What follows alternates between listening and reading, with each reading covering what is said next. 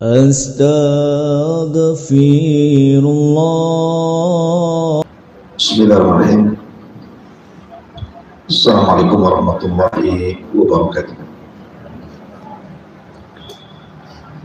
Alhamdulillah wassalatu wassalamu ala Rasulillah wa ala alihi wa sahbihi wa mawala wa la hawla wa la quwwata illa billahi wa ba'du. Alhamdulillah, kita lanjutkan kajian kita, masih membahas kitab Bulughul Maram, dan kita masih masuk pada kitab shalah, bab salati tatawwu, dan masuk pada hadis yang ke 309 dalam kitab aslinya. Kita baca hadisnya. Qala al-mu'allif rahimahullah ta'ala, an Ubay ibn Ka'b radhiyallahu anhu qala, kana Rasulullah sallallahu alaihi wasallam yutiru bisabbih isma rabbikal a'la wa qul ya ayyuhal kafirun wa qul huwallahu ahad. Rawahu Ahmad wa Abu Dawud wa Nasa'i wa zada wa la yusallimu fi akhirihina.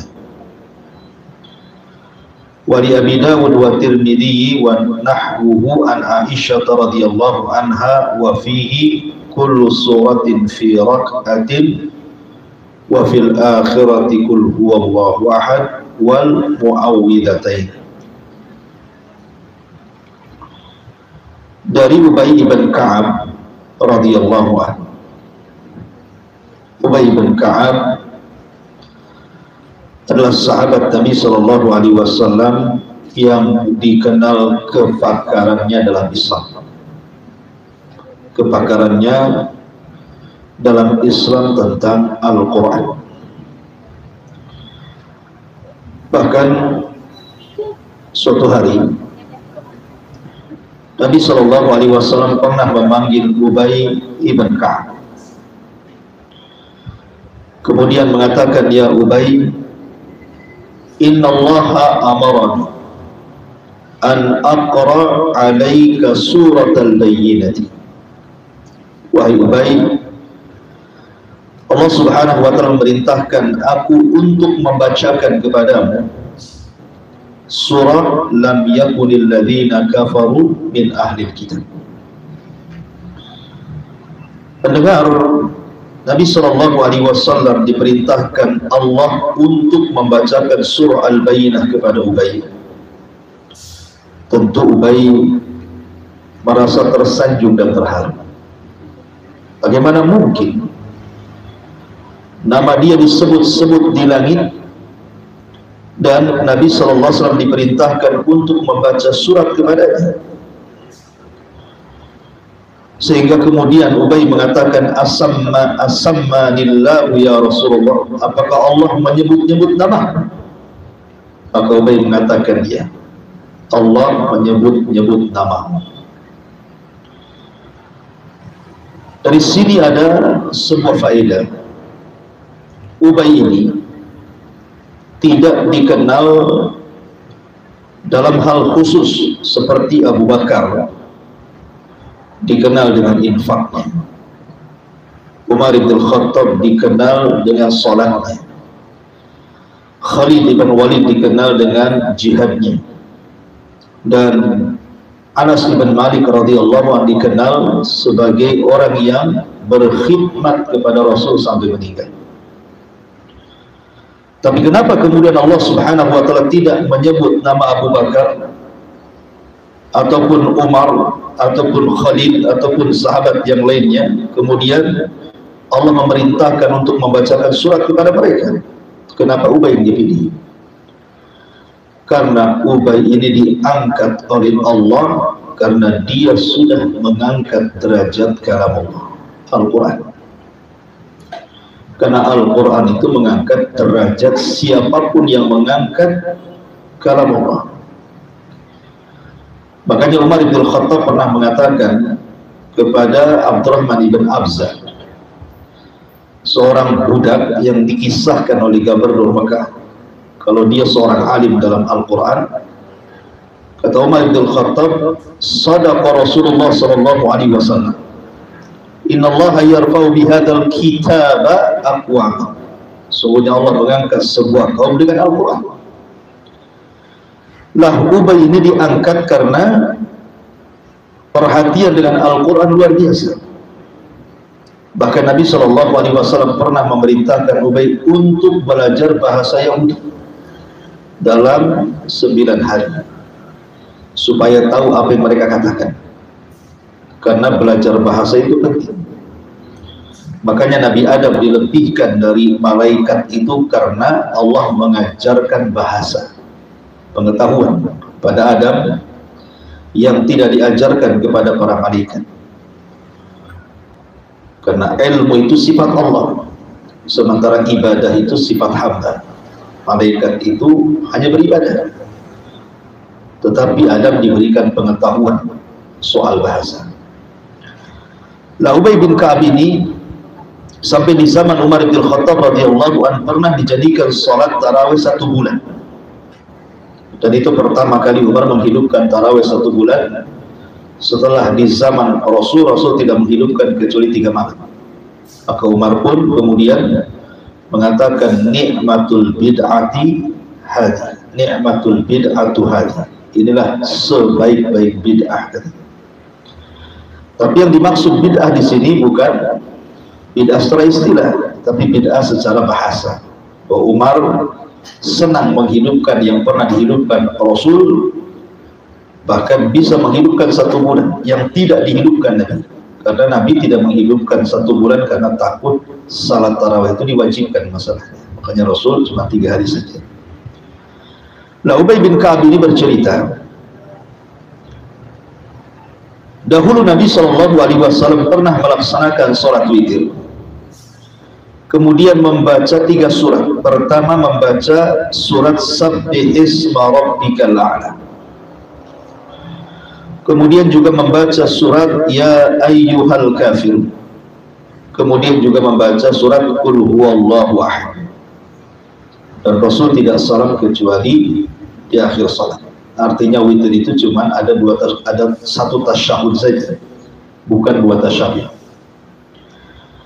Kemudian juga dalam riwayat yang lain, setiap surat pada setiap rakaat di akhirnya membaca Qul huwallahu ahad dan muawwidataini, Qul a'udzu birabbil falaq dan Qul a'udzu birabbin nas. Artinya menggabungkan 3 surat Qul dalam rakaat terakhir witir. Ma'asyiral muslimat yang dimuliakan Allah Azza wa Jalla, pertanyaannya, kenapa Nabi SAW memilih 3 surat ini dalam setiap witirnya? Kenapa Nabi SAW memilih Sabbih isma rabbikal a'la, kemudian Qul ya ayyuhal kafirun, kemudian Qul huwallahu ahad? Kan banyak surat-surat dalam Al-Quran itu. Kenapa ini yang dipilih? Antara hikmahnya adalah kenapa disunnahkan atau dianjurkan mengambil 3 surat ini. Pertama dalam suratul A'la, Sabbih isma rabbikal a'la. Dalam suratul A'la ini terkandung padanya tentang dorongan kita mengingat akhirat. Isi surah Al-A'la itu ada anjuran agar kita diingatkan dengan akhirat dan zuhud terhadap dunia.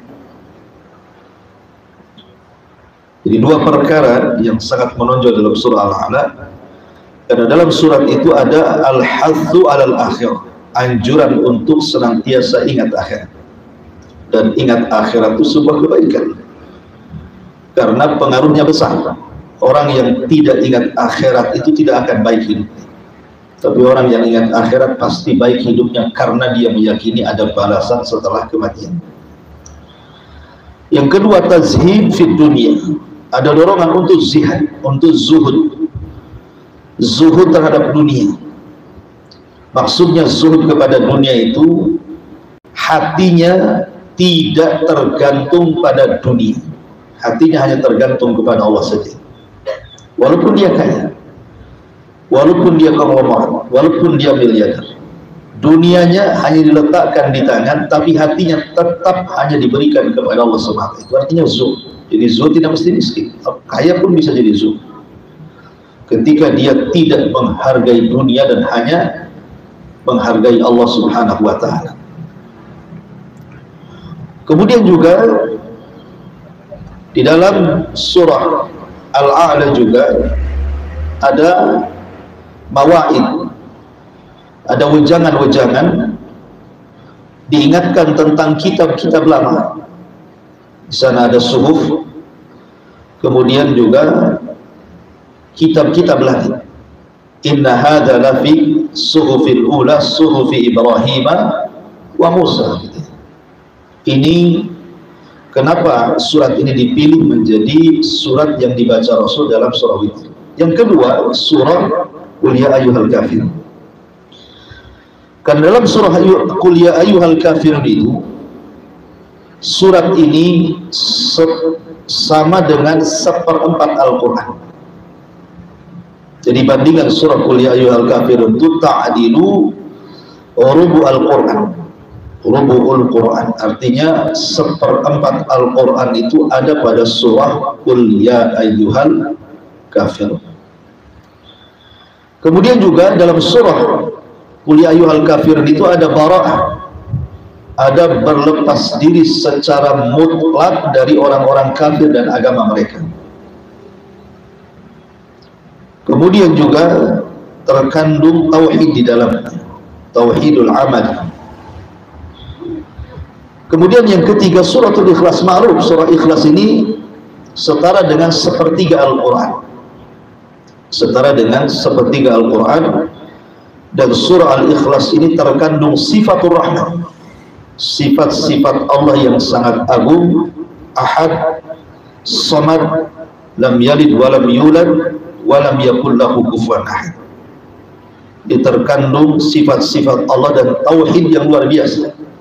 Makanya ketika ada seorang pemimpin pasukan perang, dia tidak beranjak kecuali dari surah Al-Ikhlas setiap menjadi imam salat. Ketika ditanya kenapa engkau tidak membaca surah yang lainnya, maka dia mengatakan karena aku suka dengan surat itu, karena di dalamnya ada sifatu rahmah, ada sifat-sifat ar-rahmah. Maka Rasul mengatakan hubbuka iyyaha adkhalakal jannah, kecintaanmu kepada surah Al-Ikhlas akan menjadi jembatan kamu untuk menuju surga. Tapi terkadang juga Nabi SAW dalam riwayat yang kedua terkadang membaca 3 surat berturut-turut dalam rakaat terakhir witir, Qul huwallah, Qul a'udzu birabbil falaq, dan Qul a'udzu birabbin nas, ditambah dengan muawwidzatain. Kenapa? Karena kandungan muawwidataini itu betul-betul sangat luar biasa. Dalam suratul Falaq kita dihindarkan dari musuh-musuh luar. Pertama, setiap kejahatan yang Allah ciptakan. Kemudian yang kedua, setiap malam yang membawa kejahatan karena kuatnya kekuatan syaitan di malam hari. Kemudian juga setiap sihir yang dikirimkan tukang-tukang sihir, dan setiap hasad yang dihasadkan orang yang hasad.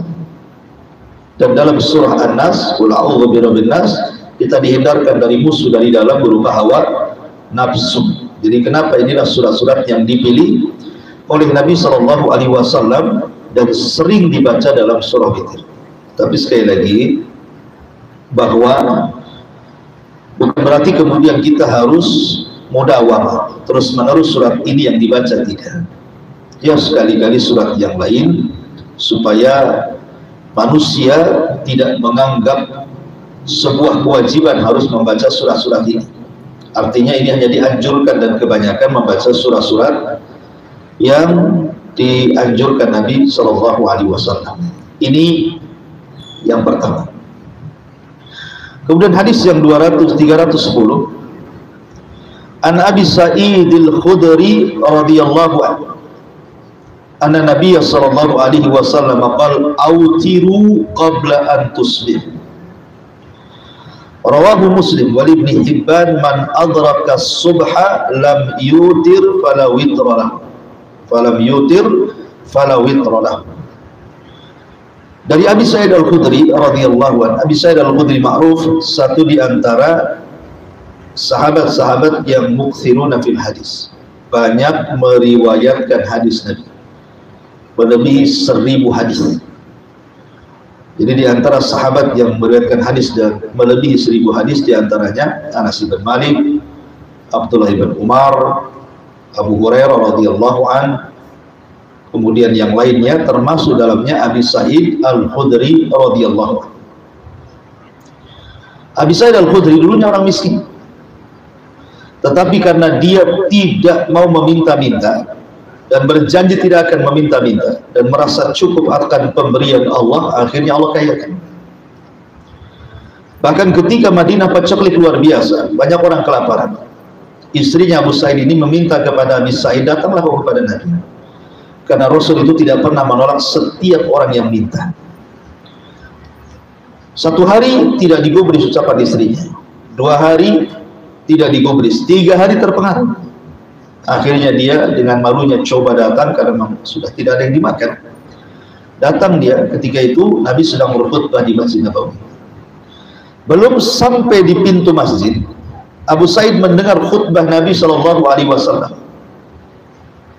Dan isi khutbahnya adalah, barang siapa yang tidak meminta-minta, maka Allah Subhanahu wa ta'ala akan berikan kekayaan kepadanya, dan siapa yang menjaga kehormatannya, maka Allah akan muliakan hidupnya.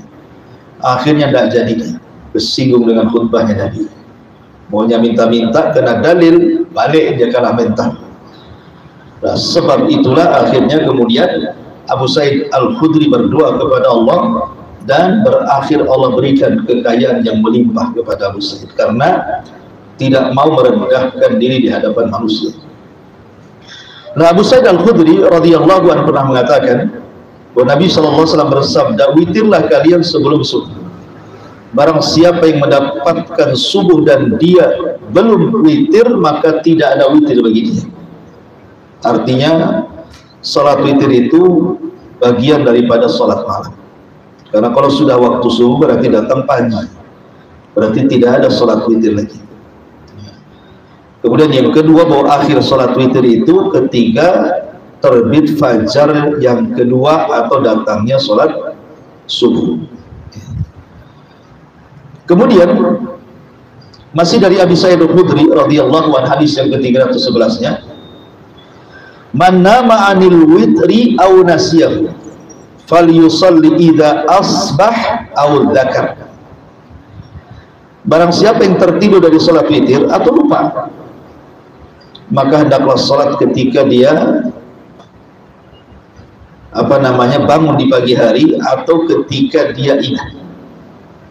Dari sini, kalau seandainya seseorang itu tidur dan biasa melaksanakan witir, tapi suatu ketika tertidur dan dia tidak bangun sampai terbit fajar, artinya datang waktu subuh, atau dia lupa sampai kemudian selesai subuh baru ingat, gitu ya, maka seseorang boleh melakukan witir setelah terbit matahari. Ada yang mengatakan seperti itu. Jadi witir ketika ingat. Tapi ada juga mengatakan tidak perlu witir, dan niatnya dia untuk sholat witir itu sudah dianggap witir. Niat dia itu sudah dianggap witir, karena dia ingin witir tapi ketiduran, ya sudah, dia sudah dianggap sholat witir. Jadi ada yang mengatakan bahwa dia boleh sholat witir ketika ingat, dan ini bukan qadha ya, ini namanya memang di situ waktunya. Sekali lagi, ini bagi orang yang tidak pernah meninggalkan witir ya, tapi kalau suka meninggalkan witir, ya buat apa juga dia qadha. Dia sendiri jarang witir ya, sekali tidak witir masa mau qadha. Jadi dia boleh ketika ingatnya umpamanya subuh, sholat subuh, ya habis subuh dia witir. Atau juga boleh menunggu ketika terbit matahari. Wallahu a'lam. Kemudian hadis Jabir bin Abdullah radhiyallahu anhu, hadis ke-312. An Jabirin radhiyallahu anhu qala qala Rasulullah sallallahu alaihi wasallam, man khafa alla yakuma min akhiril laili falyutir awwalahu wa man tama'a an yaquma akhirahu falyutir akhiral laili fa inna salata akhiril laili mashhudatun wa dzalika afdal. Kata Jabir bin Abdullah radhiyallahu an, Jabir bin Abdullah sahabat Ansar, dan dia termasuk alim min ulama'il Ansar, termasuk ulama dari ulamanya Ansar.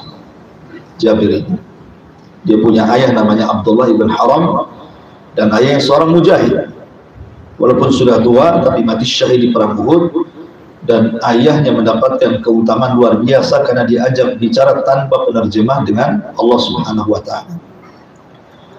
Dan Jabir ini setelah meninggalnya Rasul menjadi mufti penduduk Madinah.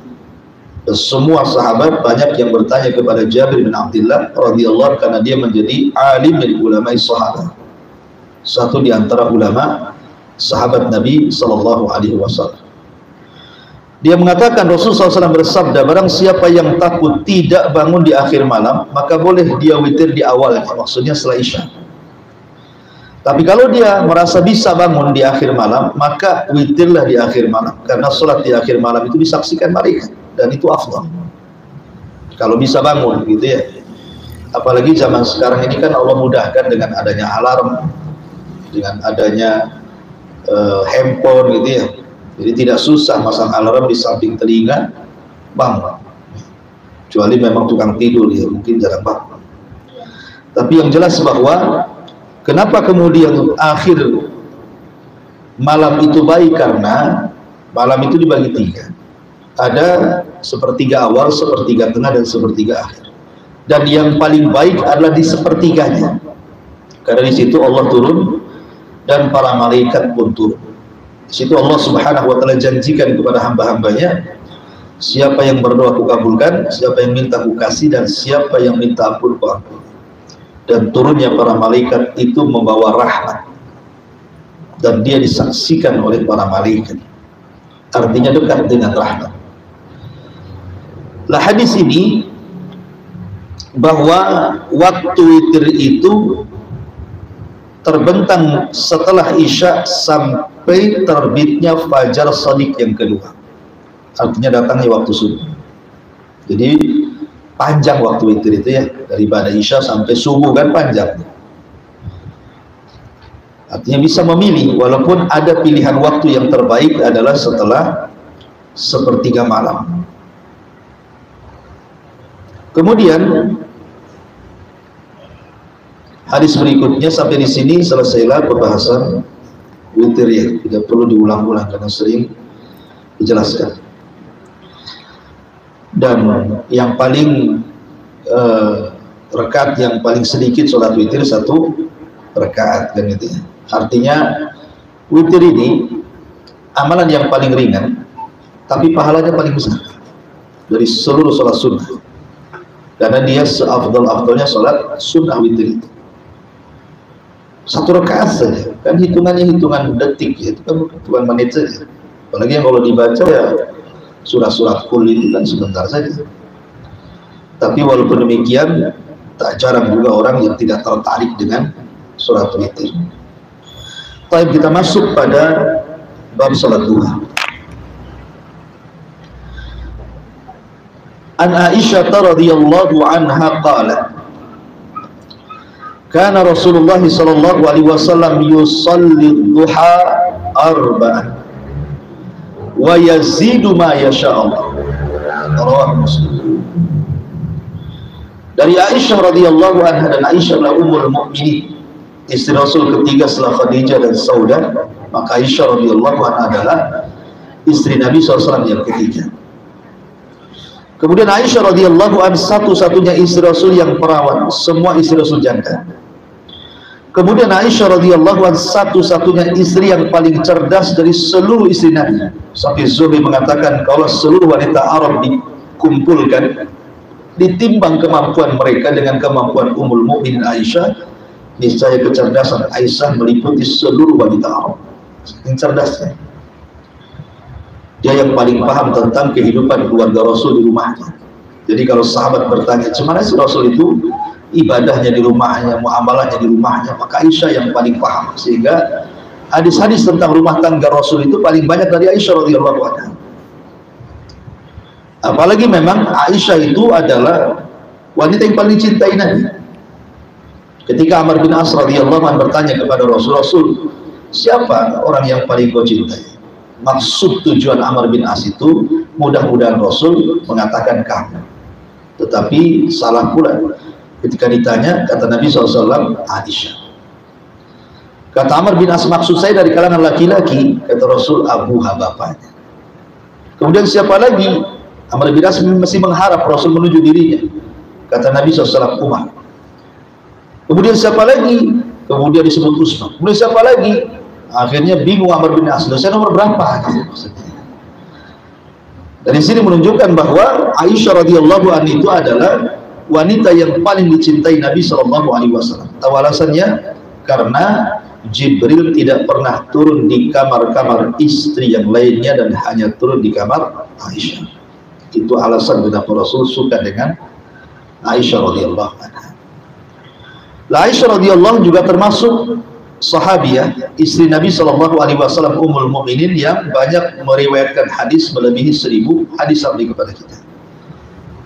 Makanya orang-orang yang tidak suka dengan Islam pasti mereka akan mencela dua orang pembawa hadis. Pertama Abu Hurairah, yang kedua Aisyah radhiyallahu anha.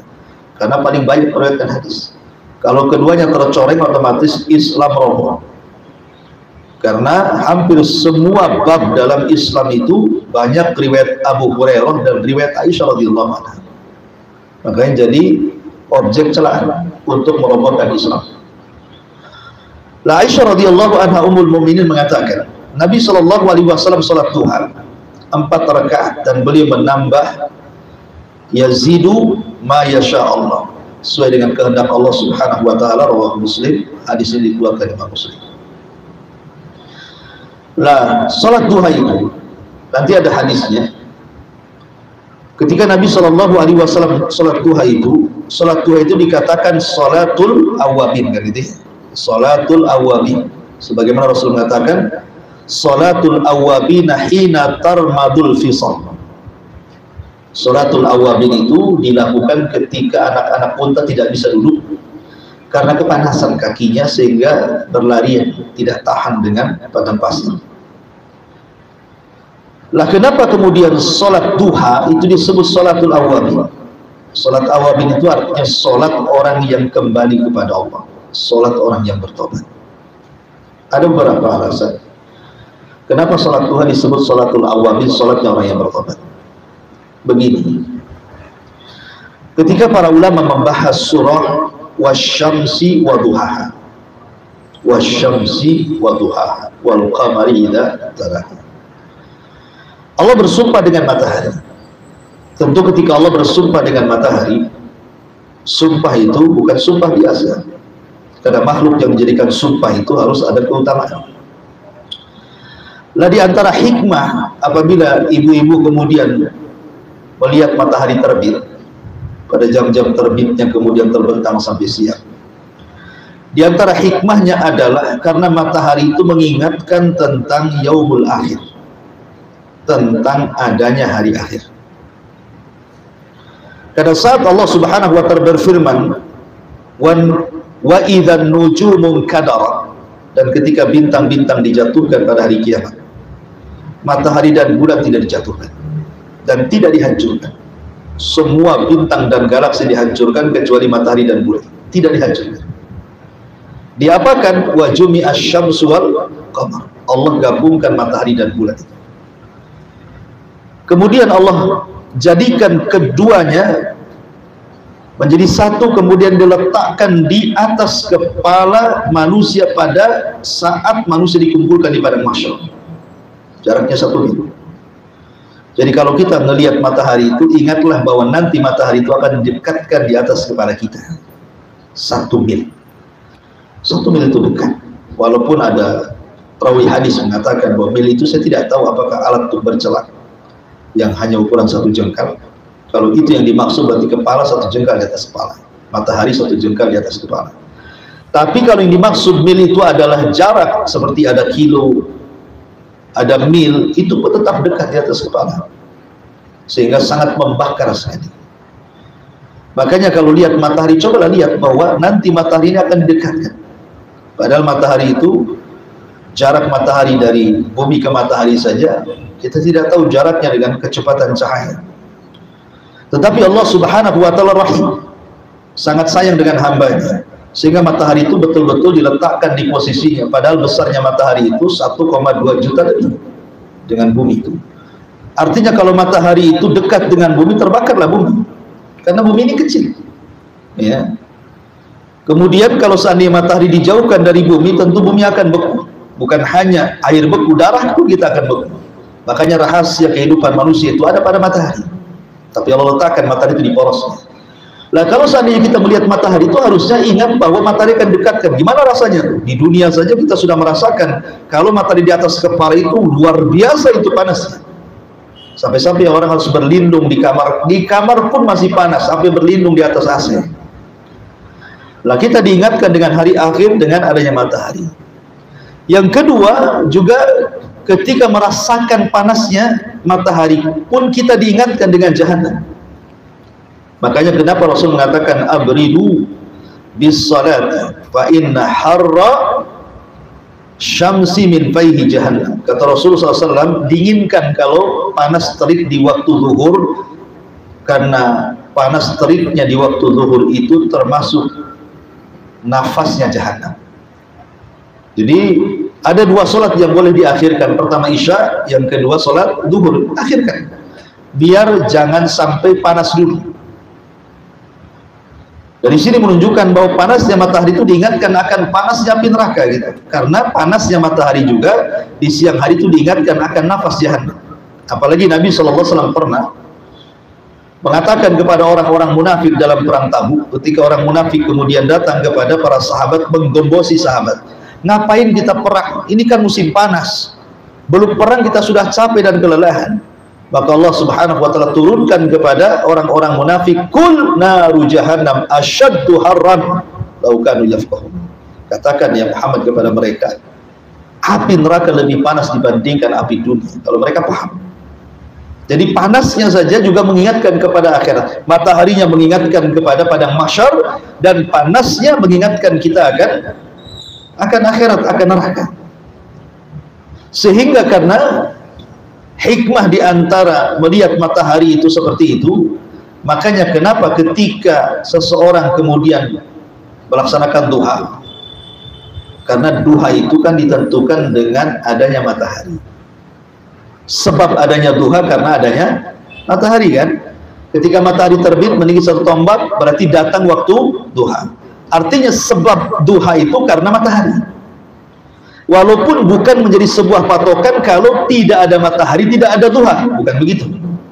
Maksudnya penyebab awal adanya sholat duha itu karena matahari. Tapi bukan berarti kalau matahari tidak terbit tidak ada sholat duha, tetap sholat duha ada walaupun matahari tidak terbit. Cuman penyebab awalnya adalah matahari. Karena dalilnya adalah ketika Dajjal keluar nanti satu hari itu bagikan 1 tahun.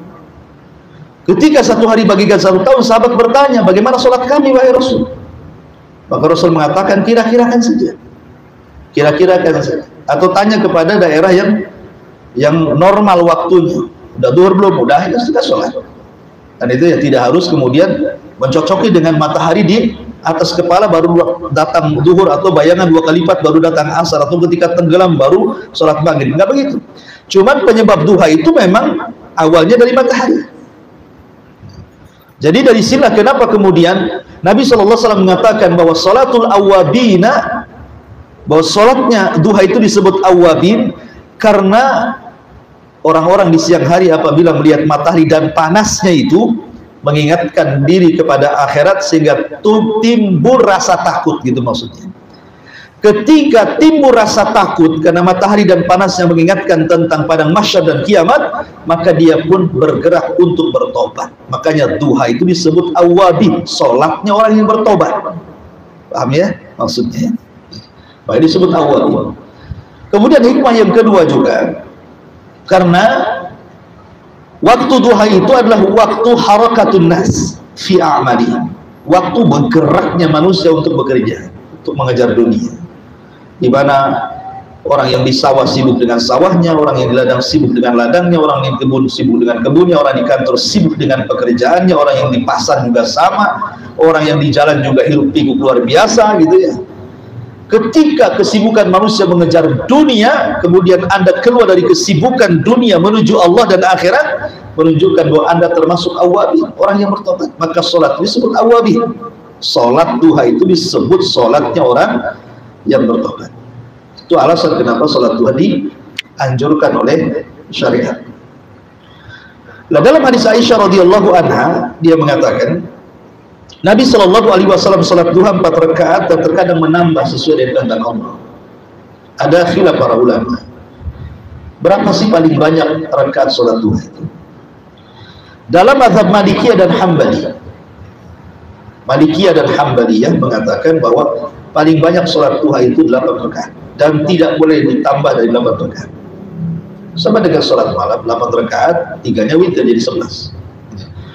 Maka sholat duha itu paling banyak 8 rakaat. Hadisnya adalah ketika Nabi Shallallahu Alaihi Wasallam dalam hadis Ummu Hani ketika membebaskan Fathu Makkah, maka Nabi Shallallahu Alaihi Wasallam ketika itu langsung sholat 8 rakaat.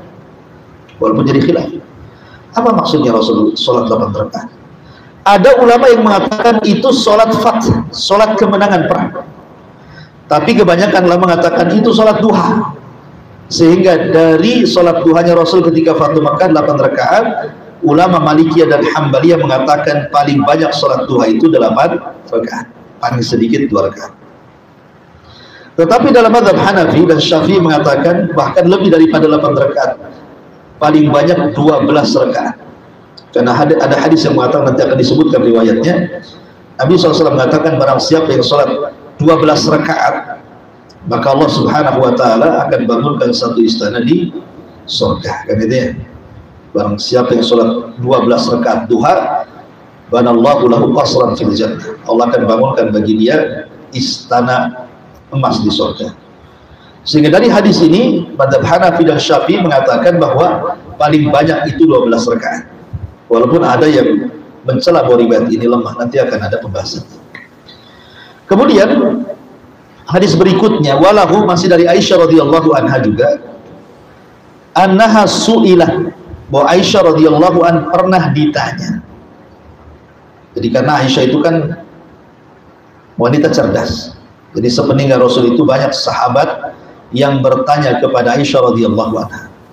Dan tidak mengapa seorang laki-laki bertanya kepada wanita kalau pertanyaannya soal agama. Kalau memang laki-laki tidak ada yang bisa menjawab dan hanya wanita yang bisa menjawab, maka mengapa tidak salah datang kepada wanita bertanya. Seperti ini para sahabat kan tanya sama Aisyah, karena Aisyah itu memang alimah, seorang wanita yang alim itu dari kondisi keluarga Nabi Shallallahu Alaihi Wasallam.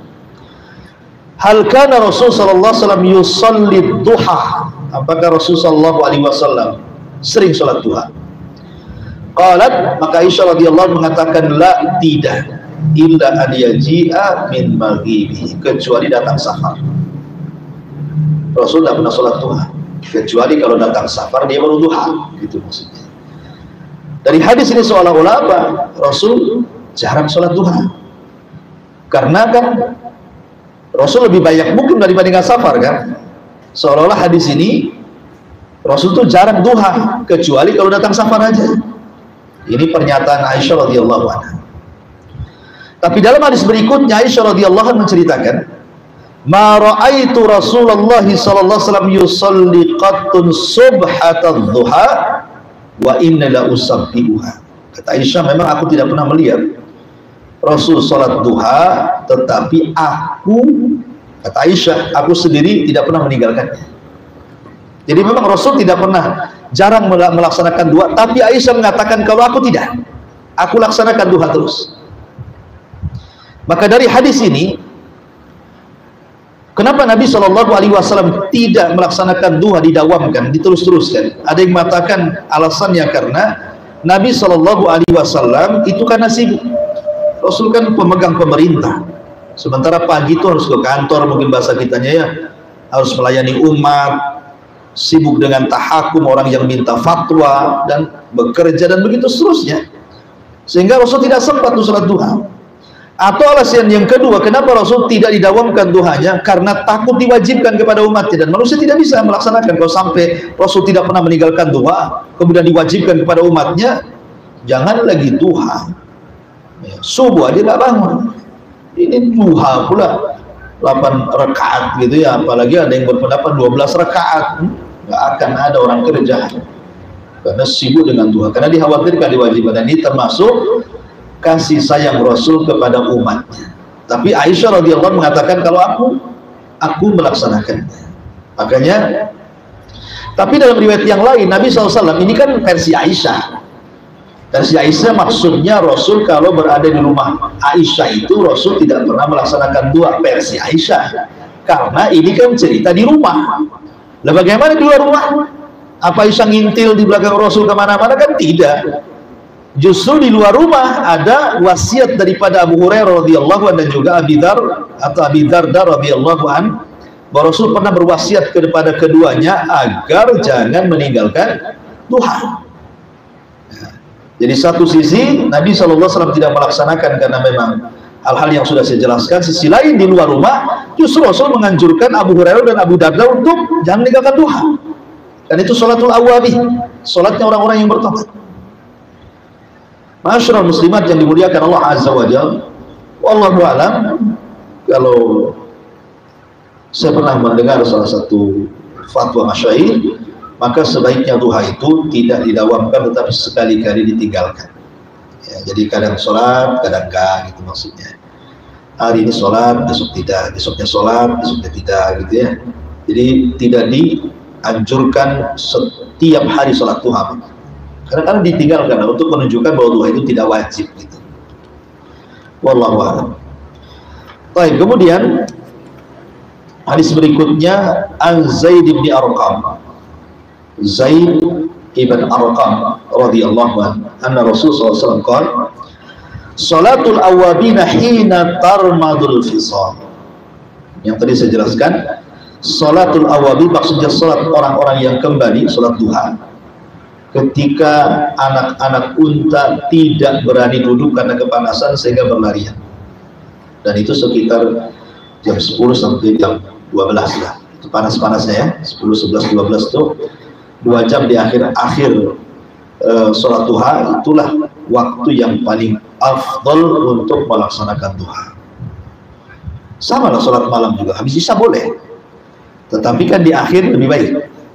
Sholat duha juga boleh di awal, habis matahari terbit meninggi setumpuk boleh duha, tapi yang paling baik di akhir, karena itu panas teriknya matahari, di mana Nabi SAW mengatakan sholatul awwabina hina tarmadu al-fisal.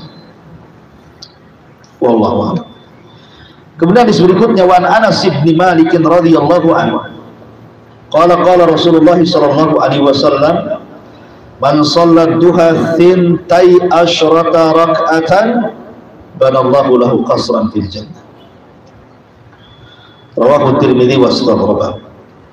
Dari Anas radhiyallahu anhu, dan Anas adalah pembantu Rasul. Dia adalah pembantu Rasul 9 tahun sampai wafatnya Nabi. Sehingga Anas pun salah satu sahabat yang paling banyak meriwayatkan hadis, melebihi 1000 hadis, karena dia tidak pernah lepas dari Nabi, satu rumah dengan Nabi.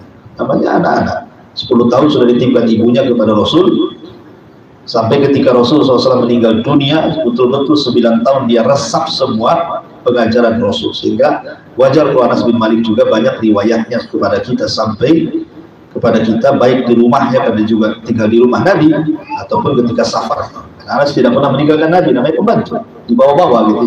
Juga wajar kalau Anas itu banyak meriwayatkan hadis kepada kita. Dan Anas bin Malik radhiyallahu anhu sahabat yang luar biasa. Ingat pernah ketika saya jelaskan kepada ibu tentang perang Tustar, Anas ini kalau diingatkan dengan Tustar menangis ya. Dan perang Tustar itu adalah perang ketika Umar mengutus utusan untuk membebaskan Baitul Maqdis dan menggempur Persia. Di antara kota di Persia itu ada namanya kota Tustar. Itu lama ditaklukkan oleh sahabat Nabi. Termasuk yang ikut penaklukan itu adalah Anas bin Malik. Lama, setahun lebih. Bentengnya tidak roboh-roboh. sehingga hampir kalah sahabat. Karena namanya pengepungan itu kan harus perlu modal, minimalnya bekal makanan harus ada. Kalau habis bekal makanan, ulang kalah mereka. Tetapi dengan kesabaran sahabat, akhirnya benteng Tustar pun kemudian roboh tepat di waktu subuh. Di waktu subuh, pas orang azan. Sehingga sahabat tidak mungkin sholat dulu, kan ini kesempatan. Masa nunggu sholat dulu kan, udah ngepungnya setahun lebih. Ketika ada kesempatan kemudian benteng roboh, ya semua masuk. Sampai akhirnya dalam waktu sesingkat-singkatnya, dari waktu subuh sampai terbit matahari, Tustar takluk ke tangan kaum muslim. Bayangkan saja ya, ngepungnya setahun setengah, naklukkannya 3 jam saja, luar biasa. Kemudian Anas bin Malik radhiyallahu an menangis apabila diingatkan dengan Tustar. Bukan soal kemenangan, bukan, tapi soal Anas bin Malik melaksanakan subuh di luar waktu. Dan waktunya setelah terbit matahari baru subuh.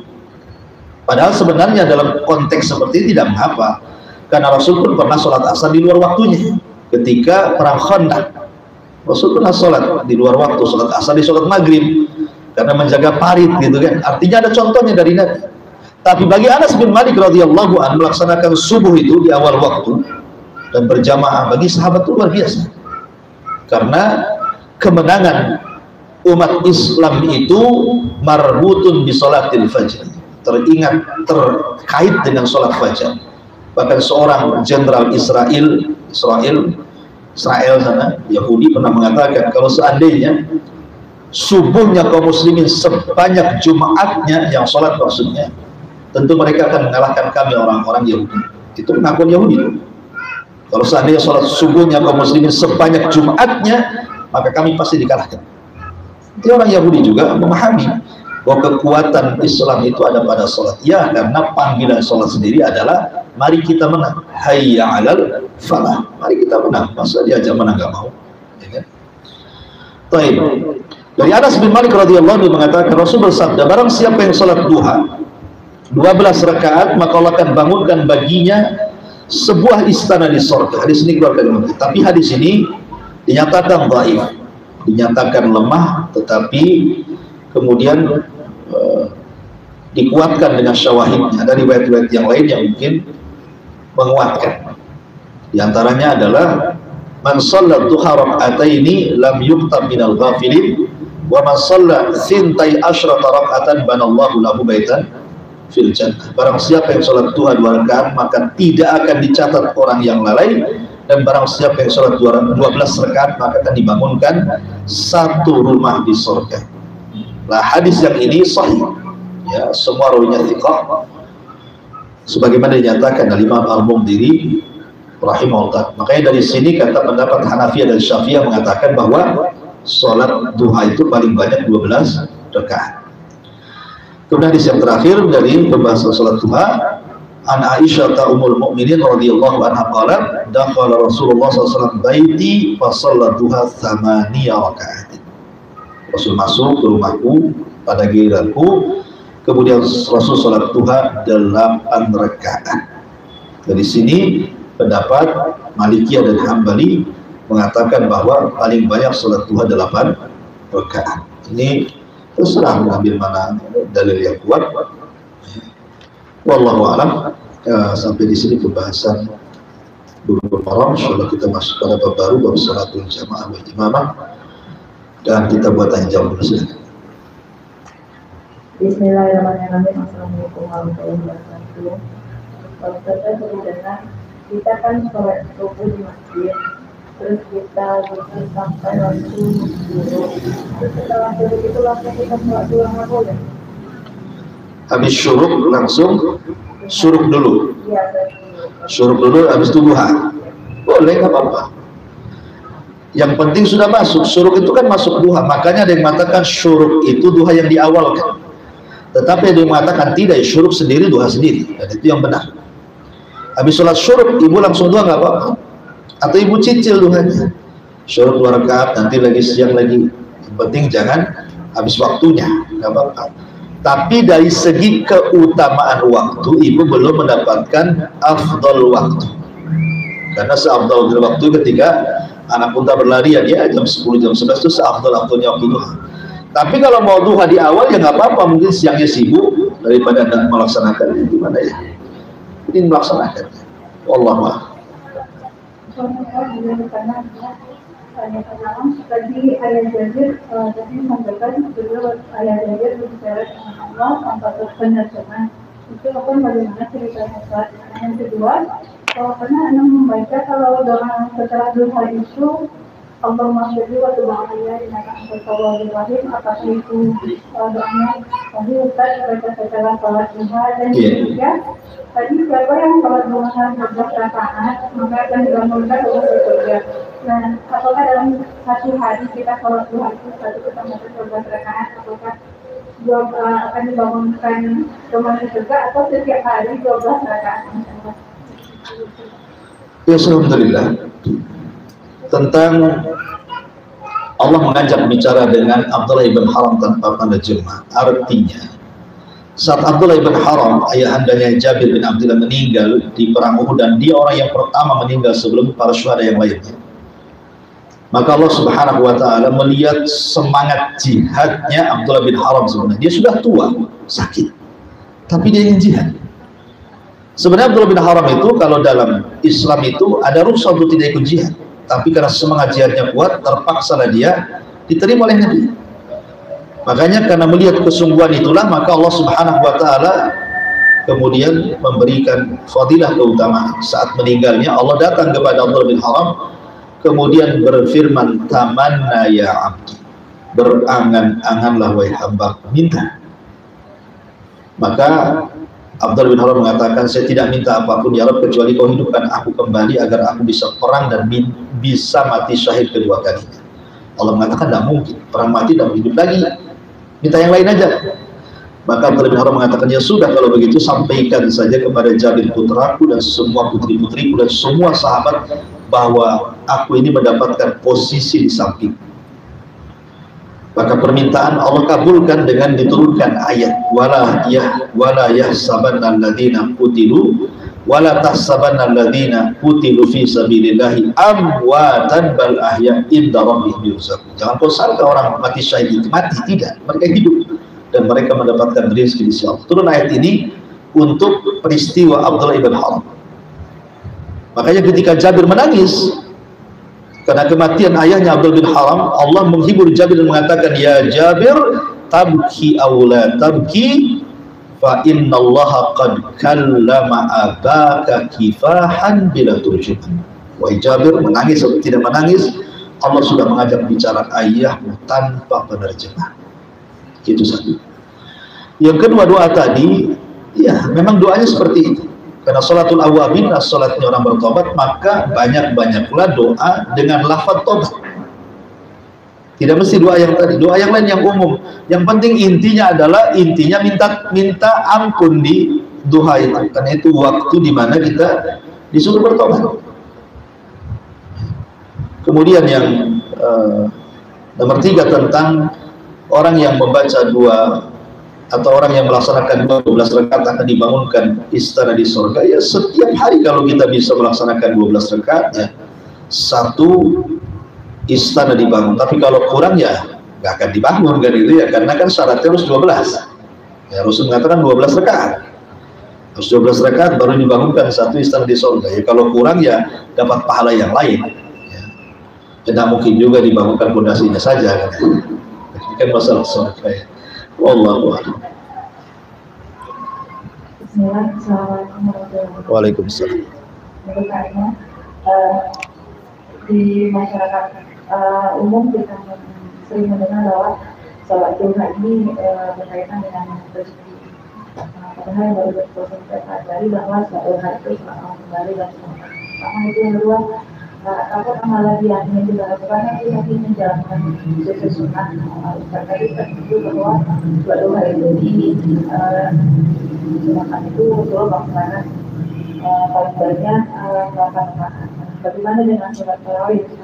Tarawih kan Rasulullah juga melaksanakan 8 rakaat dan 3 witir gitu kan. Di masyarakat umum banyak berkembang bahwa sholat tarawih itu ada yang 21 rakaat. Iya. Ya alhamdulillah. Oh, jadi buyar apa tadi pertanyaan? Doa berkaitan dengan rezeki. Rezeki ya. Ya alhamdulillah. Ya kenapa sholat duha itu ada memang hadisnya tapi lemah tentang masalah sholat duha itu sebab dimudahkan rezeki. Tapi secara umum sholat duha itu memang bisa memudahkan rezeki. Karena Allah Subhanahu wa taala mengharamkan rezeki itu karena dosa yang dilakukan. Innallaha la yahrumur rizqa bi dzambin yusibuh. Allah haramkan rezeki itu karena dosa yang dilakukan. Ketika dia bertobat, maka Allah berikan rezekinya. Tapi yang jelas bahwa lakukanlah sholat duha itu karena Allah. Soal nanti rezeki itu menyusul, insya Allah Allah tidak mungkin membiarkan hambanya tidak diberikan rezeki. Karena Allah itu pasti akan berikan rezeki dan tidak akan salah sasaran. Kemudian tentang masalah sholat tarawih. Adapun yang berdalil dengan sholat tarawih itu jumlahnya 21 rakaat, itu berdasarkan hadis Ubay bin Ka'ab. Dia melaksanakan di zaman Umar. Itu sunnahnya sahabat. Tapi angka yang dipilih Rasul itu 11. Ingat, Rasul tidak memerintahkan 11 rakaat. Rasul diceritakan oleh Aisyah. Jadi bentuknya habar bukan perintah. Dan Rasul suka mengambil angka 11. Sementara sahabat ini di zaman Umar bin Ka'ab ini 21 rakaat kan, atau 23 rakaat. Itu sunnahnya sahabat. Dan sebenarnya sholat malam itu tidak difokuskan dengan 11 atau 23 rakaat, tidak, tanpa batas. Karena Rasul mengatakan sholatul laili masna masna, sholat malam itu 2 rakaat sampai capek, mau berapa pun tidak apa-apa, tapi syaratnya 2 rakaat, begitu maksudnya. Tapi angka yang dipilih Rasul itu yang 11 supaya umatnya itu tidak terlampau memberatkan. 11 saja sudah berat bagi kita, bisa mau ditambah lagi. Tapi kalau 23 rakaat tidak masalah, itu amalan sahabat tadi. Sehingga ini masalah seperti ini tidak perlu dibesar-besarkan. Cuman kadang-kadang karena kejahilan orang, dia ketika jadi makmum di salat yang 23 di 11 rakaat dia keluar. Bukan di 11 rakaat keluar, di 8 rakaat dia keluar witir sendiri. Ya kan? Ya kalau memang imamnya 23 rakaat ikut sajalah, kenapa masalahnya? Kita mengikuti amalan sahabat. Cuma kadang-kadang karena tidak paham dan tidak sampai ilmunya selalu disalahkan. Yang 23 pula nyalakan yang 11, yang 11 pula nyalakan 23. Akhirnya salah menyalahkan. Jadi tidak, dua-duanya benar. Ya. Wallahu a'lam. Bismillah. Assalamualaikum warahmatullahi wabarakatuh. Waalaikumsalam. Ada sebuah hadis yang masyhur tentang sholat duha. So, yang mereka mungkin kurang paham namanya. Setiap pagi persendian kita ini ada 360 persendian, dan setiap sendinya itu harus bersedekah. Setiap tahunnya adalah sedekah, setiap tahunnya sedekah. Kasihnya gitu lah ya, bisa paham. Jadi yang menanyakan, jika kita telah ini bisa kita udah sholat duha nih, jadi aku nggak usah bersedekah tadi karena aku udah sholat duha gitu. Apa boleh seperti itu? Atau aku sengaja biar tambah lagi apa awalnya apa relasinya seperti itu? Iya, maksudnya begini Bu, yang 2 rakaat sholat duha itu bisa sebanding dengan 360 persediaan yang bersedekah itu. Ya maksudnya dari segi pahala. Sama dengan pahala haji. Bagi orang yang sholat subuh kemudian tidak beranjak, kemudian sholat syuruk 2 rakaat, dia pahalanya sama dengan apa enggak perlu haji? Enak kali, haji lah. Itu kan perbandingan pahala, bukan menggugurkan ibadah haji. Sekarang nih, kita sudah 2 rakaat duha, ada tetangga yang mau mati dan mau ditolong. Nah, saya kan sudah sholat duha, apa itu ditolong? Bukan maksudnya, ini hanya perbandingan pahala. Perbandingan pahala bahwa orang yang 2 rakaat duha itu pahalanya sama dengan orang yang 360 persendian bersedekah, maka cukup dengan 2 rakaat duha gitu maksudnya. Wallahu a'lam. Iya.